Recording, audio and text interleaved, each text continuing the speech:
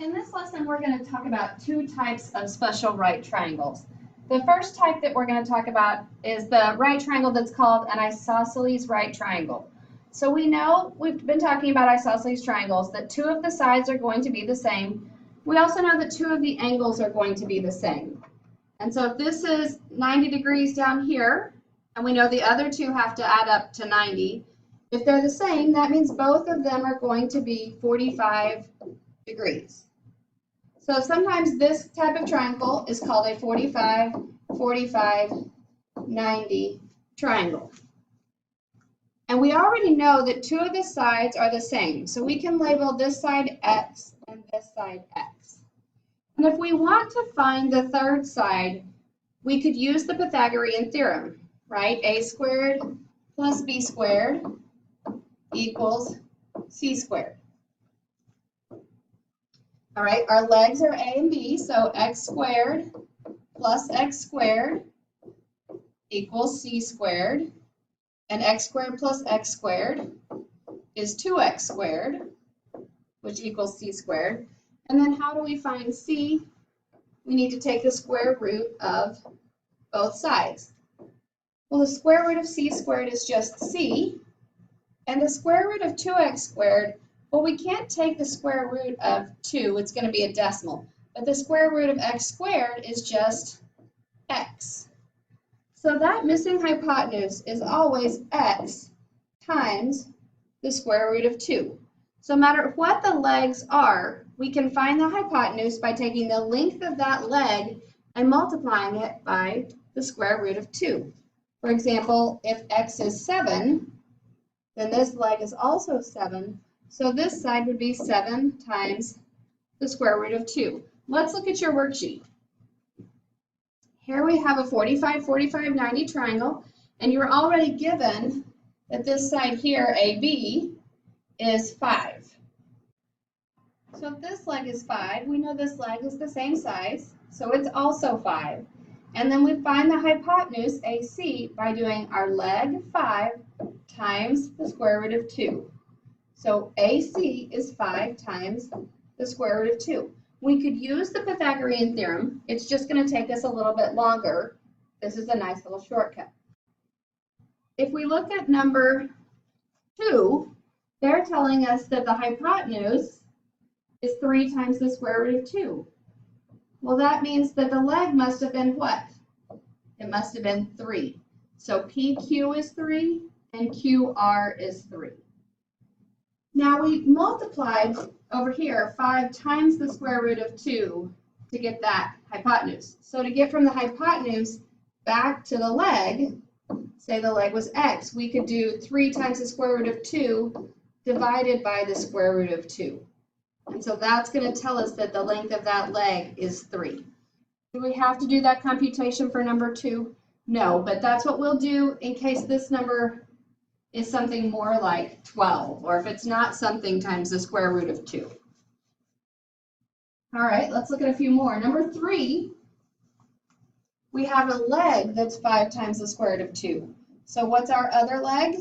Well, it's going to be the same, 5 times the square root of 2. But then to get from the leg to the hypotenuse, we know we need to take the length of the leg, 5 times the square root of 2, and multiply it times the square root of 2. When you're multiplying, remember to multiply what's underneath there. So we have 5 times the square root of 2 times 2 is 4. And what is the square root of 4? Well, that's just 2. So 5 times 2 is 10. So the length of that hypotenuse is 10.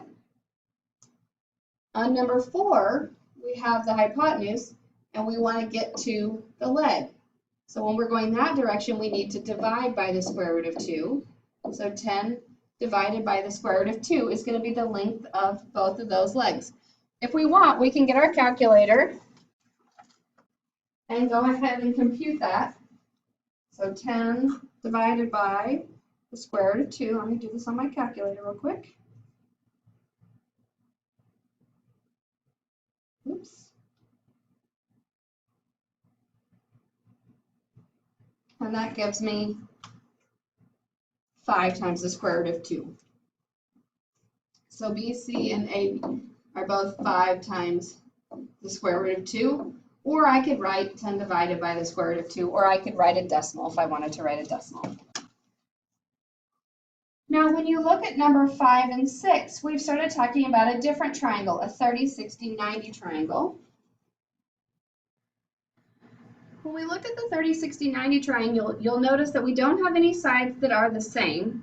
We do have a short side, a short leg down here. We call that the short leg, and then we have the long leg.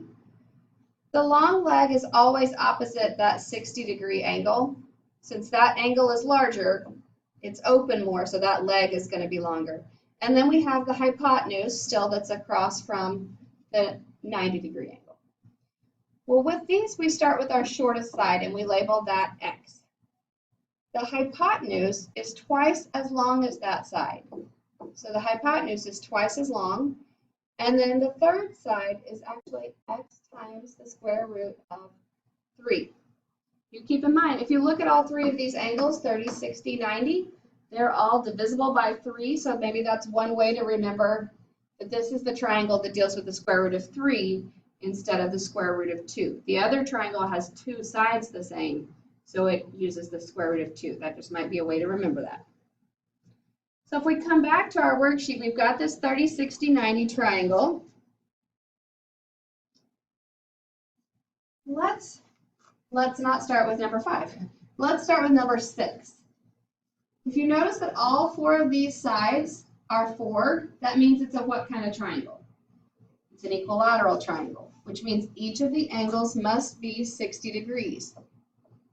So this angle is 60. Well, if this one's 90, this top angle must be 30. So I'm going to pull that little triangle out, 30, 60.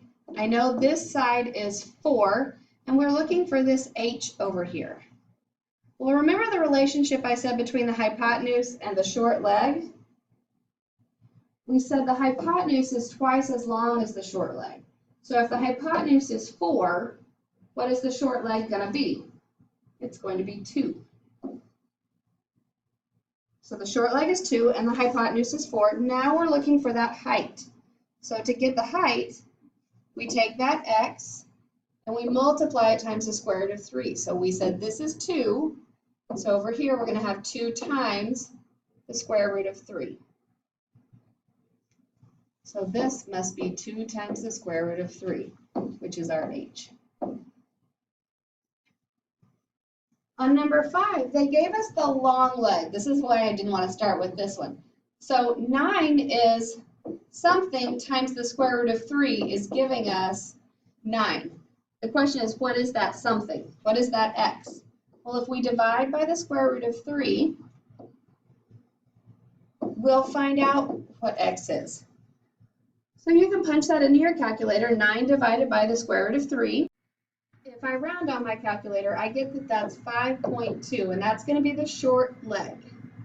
So AB is the short leg, 5.2.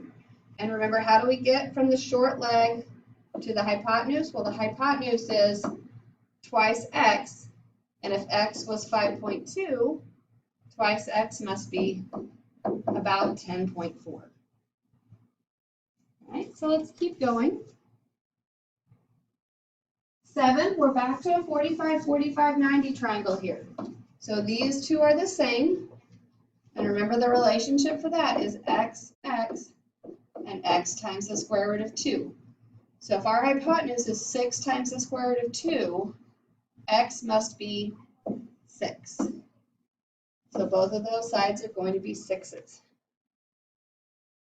Number 8, we're back to 30, 60, 90. X, 2x, and x times the square root of 3. So our little leg over here is x, hypotenuse is 2x, and the long leg is x times the square root of 3. So if 12 is 2x, what must x be? Well, 12 divided by 2 is 6. So x must be 6, and MO is going to be 6 times the square root of 3. I'm kind of switching back and forth between using decimals and square roots because at this point it doesn't matter to me which one of those that you use. All right, turn the page over. On this one, we have the long leg. I'm going to go ahead and label. This is x times the square root of 3, x, and 2x. So if this is 2 times the square root of 3, x must have been 2. So EF is 2. 2 times 2 is 4. Be sure you keep those two things straight. Here's a 30, 60, 90. Our short leg is x. Hypotenuse is 2x. Long leg, x times the square root of 3. So if they give us x is 4, this leg must be 4 times the square root of 3. This hypotenuse is going to be 8. They only asked for KL, so 4 times the square root of 3. It's right there. And if you put it into your calculator, you should have gotten 6.9. Number 11, we're back to a 45, 45, 90. Here's our two legs. We know those need to be the same. ST is 3. And then to get this one, we always do 3 times the square root of 2. So RT is 3 times the square root of 2. And ST is just 3. On number 12, we're given the short leg again. So the hypotenuse is 2x. Long leg is x times the square root of 3. So first let's do the hypotenuse. It's going to be 2 times 3 times the square root of 3. So that's just 6 times the square root of 3. You just multiply those outside numbers. On this bottom one, we're going to do 3 times the square root of 3 times the square root of 3. A little more work involved here. 3 times the square root of 9, which means 3 times 3, which is 9 for our long leg. All right, now we have a roller coaster track.